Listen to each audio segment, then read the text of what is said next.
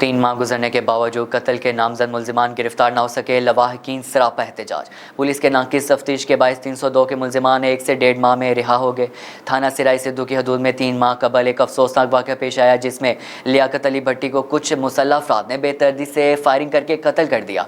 वाक़े के फौरी बाद लवाहकीन ने कातलों की निशानदी करते हुए मुलजिमान के खिलाफ नामजद FIR दर्ज करवाई, मगर ताहाल मुलजिमान गिरफ्तार न हो सके। मुतासरा खानदान का कहना था कि वो रोज़ाना थाने, दफातर और अदालतों के चक्कर लगा रहे हैं, मगर कहीं से भी इंसाफ की उन्हें कोई उम्मीद नजर नहीं आ रही। पुलिस की जानिब से अदम दिलचस्पी, सस्ती और मुलजिमान की गिरफ्तारी में नाकामी इंसाफ के अमल को मजाक बना रही है। लवाहकी ने वज़ीर आला पंजाब, IG पंजाब और मोअज़्ज़िज़ अदालिया से मुतालबा किया कि कातलों को फौरी गिरफ्तार किया जाए और मकतूल के वर्सा को इंसाफ फराम किया जाए। मेरा बेटा जी शरेआम दे 3:15 बजे ते कोल ही ना कत्ल कराया है। उस तो बाद जनाब जी साड़ी कोई बंदा नहीं सुन रहा। पहले मेरी बच्ची अगवा कराई ने, बच्ची मेरी अज तक इन्होंने कोल है, उसका कोई पता नहीं मुर्दा या जिंदा कितने कितने नहीं है।